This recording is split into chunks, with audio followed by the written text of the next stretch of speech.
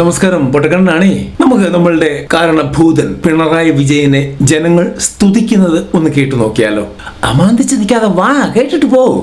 ഇവിടെ നമ്പർ 1 കേരളമാണ്, നമ്പർ 1 ചികിത്സയാണെങ്കിൽ പിന്നെ ഈ നാല് വല്ലപ്പോഴും കൊണ്ടുവരുന്നുണ്ടോ അവന്റെ എന്താ അങ്ങനെ പറയാൻ പാടുണ്ടോ? അത് കാരണഭൂതനാണ്. കുറച്ച് ബഹുമാനത്തോട് സംസാരിക്കൂ, ഇല്ലെങ്കിൽ അദ്ദേഹം കടക്ക് പുറത്തെന്ന് പറയും. ഇവിടെ നമ്പർ 1 കേരളമാണ്, നമ്പർ 1 ചികിത്സയാണെങ്കിൽ പിന്നെ ഈ നാല് വല്ലപ്പോഴും കൊണ്ടുവരുന്നുണ്ടോ അവന്റെ ലോകത്തെന്ന് മാറി പറയണ്ട. അതാണോ നിന്റെ വിഷയം? അവന്റെ രോഗം എന്താണെന്ന് നാറി പറയുന്നില്ല എന്നാണ് പറയുന്നത്. അതാണോ നിന്റെ വിഷയം? അതല്ലല്ലോ. പിന്നെ എന്തിനാ കെട്ടിയാണെങ്കിൽ പോണേ? ഇതിന് സാധാരണക്കാർക്ക് ട്രീറ്റ്മെന്റ് വരെ കിട്ടുന്നുണ്ടോ? സാധാരണക്കാർക്ക് ഇവിടെ ട്രീറ്റ്മെന്റ് മര്യാദയ്ക്ക് കിട്ടുന്നില്ല. അതറിയാവുന്നതുകൊണ്ടല്ലേ അദ്ദേഹം അമേരിക്കയ്ക്ക് പോകുന്നത്. ഇവിടെ ഒരു കോപ്പും നടക്കത്തില്ലെന്ന് അദ്ദേഹത്തിന് അറിയാം. ഇവിടെ ചികിത്സിച്ചാൽ ജീവനോടെ ഇരിക്കില്ല, അടുത്ത ഇലക്ഷൻ മുഖ്യമന്ത്രിയാകാൻ പോലും ആളെ കിട്ടത്തില്ല എന്ന് പുള്ളിക്കറിയാം സഹോദര.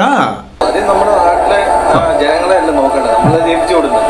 അത് കഴിഞ്ഞല്ലേ ഈ ജയിപ്പിച്ചു വിട്ട ആള് തന്നെ ചികിത്സ ചെയ്യാൻ വേണ്ടി വേറെ രാജ്യത്ത് പോകുന്നു. ഇവിടെയുള്ള ആൾക്കാർ അതാണ് സഹോദര പ്രശ്നം. ജയിപ്പിച്ചു വിട്ടത് നമ്മളാണ്. അത് അദ്ദേഹത്തിന്റെ തെറ്റല്ല, നമ്മളുടെ തെറ്റാണ്. ആ തെറ്റ് ആവർത്തിക്കാതിരിക്കാൻ നിങ്ങളൊന്ന് ശ്രമിക്കുക. എത്ര കാലമായിട്ട് സഹിക്കുന്നു? 10 കൊല്ലമായിട്ട് സഹിക്കുകയാണ്. ഇനിയെങ്കിലും ആ തെറ്റ് ആവർത്തിക്കാതിരിക്കാൻ നിങ്ങളൊന്ന് ശ്രമിക്കുക. ഇല്ലെങ്കിൽ ഇതൊക്കെ തന്നെ സംഭവിക്കത്തുള്ളൂ. അടുത്ത പ്രാവശ്യവും കയറിയിട്ട് ഇതുപോലെ അമേരിക്കൻ ട്രിപ്പുകൾ അടിച്ചുകൊണ്ടിരിക്കും.